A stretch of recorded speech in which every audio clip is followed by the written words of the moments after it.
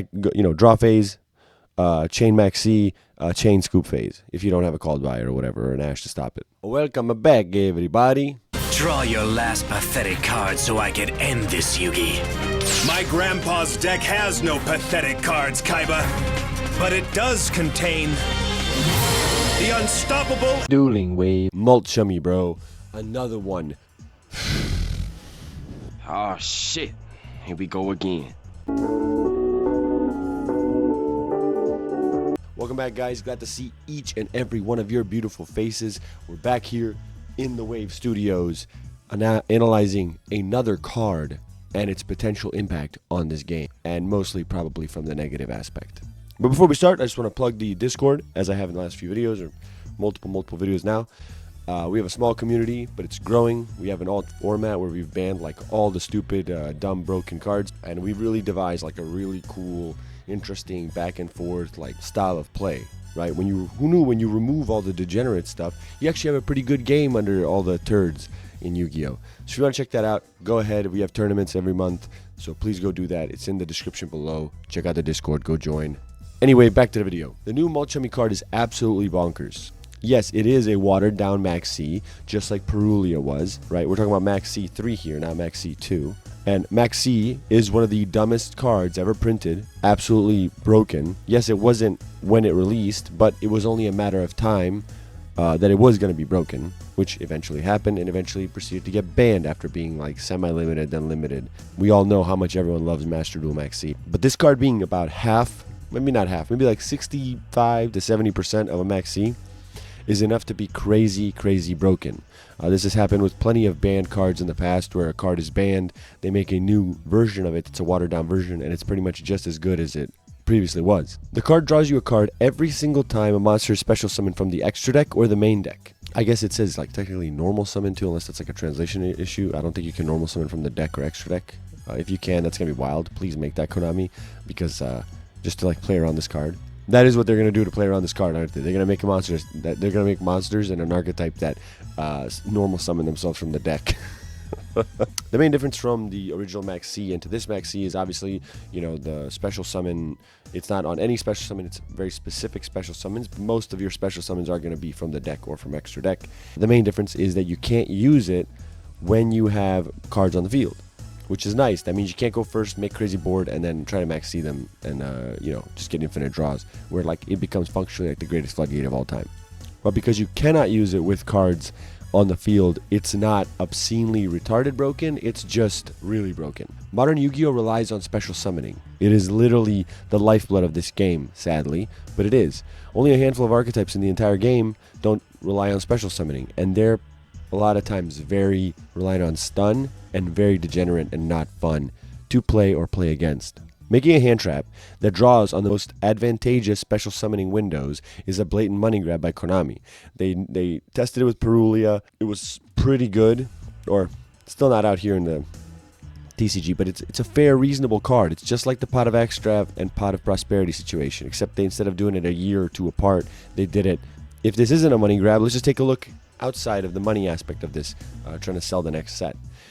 Does this help make the game more interactive, more fun, help curb the power of decks and make the game more enjoyable and playable? No, it's just a going second tool to make going second maybe somewhat in some league with going first, which probably going first is still over advantageous even with this card being in the game. I'm just saying, now you have a card that helps you going second, which I'm all for, but in the worst way possible, just giving you free card advantage because they can't design archetypes to be balanced going first and good going second. All that a card like this will promote is low to the ground decks, right? Decks that are like, oh crap, I just got hit with this card, so let me just make like 2-3 summons, give them a few cards, and try to survive that way.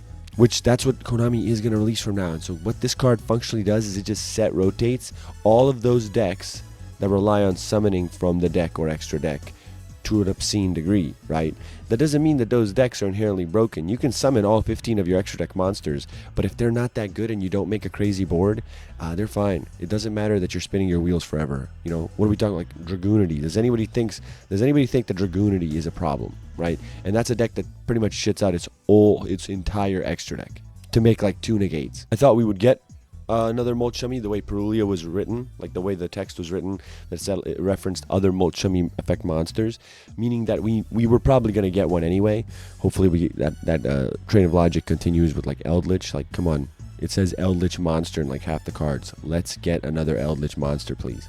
Perulia, like I said, I thought it was an awesome addition to the game. Pretty balanced, very fair, reasonable card, and playable. It isn't garbage. It's a good card. And there's going to be a format in the future where this card is going to be really, really good. But the new Molchummy is just, here's a pay-to-win button, go in second, $150 card, or whatever it's going to be. You know it's going to be crazy.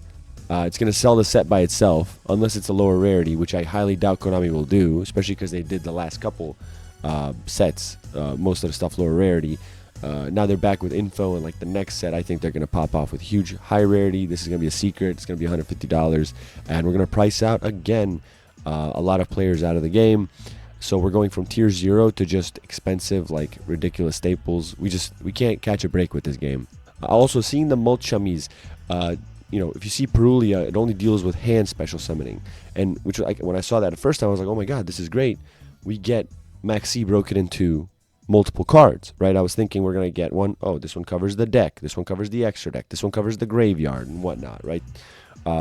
Breaking Maxxc into multiple cards, genius idea, whoever had it at Konami, because this really does fulfill that Maxxc equals Exodia meme. Having a card that specifically deals with hand spam, right? Spamming from the hand, perfect, great. There's going to be formats where it's going to be good, awesome, covers that. It's a little, like, it's probably going to be really strong in that format, but overall, we're going to be all right. So I was like, okay, when we get the next one, let's say it covers the main deck, right? So there's going to be a deck maybe like Unchained, which spams a lot from the deck, from the main deck. Okay, cool.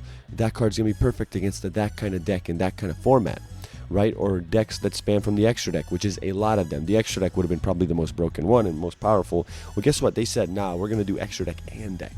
That is way too overtuned. Maxxc's play rate is so high because the card is amazing, and 99.9999% of use cases, you're just going to auto-win if you resolve Maxxc. But breaking up into multiple cards makes that interaction way more skillful, and not allowing the use of it when you control a card. Because what ends up happening with Maxxc is you obviously go, draw phase, chain Maxxc, chain scoop phase, if you don't have a called by or whatever, or an Ash to stop it.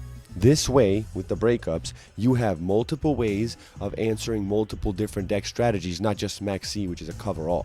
And when we do this, we have cards that answer multiple things, but we don't have to worry about one card being the ultimate silver bullet to everything in the format, aside from maybe if True Draco ever got resurrected. If this card just said, hey, this only covers special summoning from the main deck, this card would have been nasty.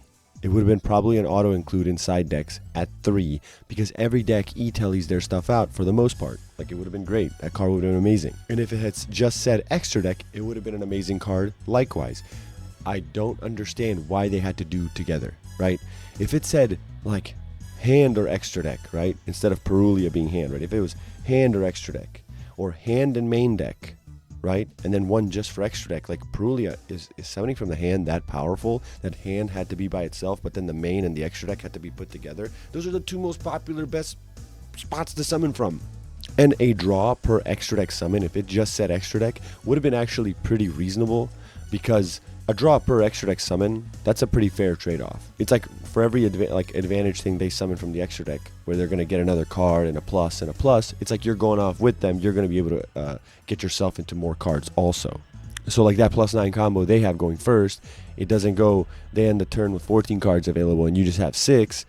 With this card in tow, you'd be able to get, also like 10 cards to be able to break their board, because they just have so much stuff on the board now. But it's like, what are we doing here? We have learned nothing, right? Konami R&D, why did you put both of these both, it can cover both main deck and extra deck? It doesn't make sense, because what you showed us with Perulia was one thing, and now with this thing you're showing us 99% increase in power creep. Konami had to go all the way greedy, because we know what their ultimate goal is, and put both summon conditions on the dang card, so that it makes every future format look like this. You go first. You activate an effect to summon from deck or extra deck. Your opponent chains the Molchummy, and you roll your eyes, you sigh, you sell your collection, and you lose. And then you go modal on and live your life with never having to pick up a Yu-Gi-Oh card ever again. Or for the 66% of the time they don't draw mulch chummy, you'll play a game like you do now, no problem. Everything's the same as it always was. But that's it. That's my opinion, my thoughts. What do you guys think about this card? Do you think it's broken? Do you think it's an auto include in the side deck, main deck? Let's discuss that in the comments. Also, while you're down there, make sure to subscribe to the channel and like this video because it helps boost that whole algorithm thing. Also, check this video out. And keep going down that rabbit hole. Keep enjoying that wave content. Anyway, I'll see ya as always.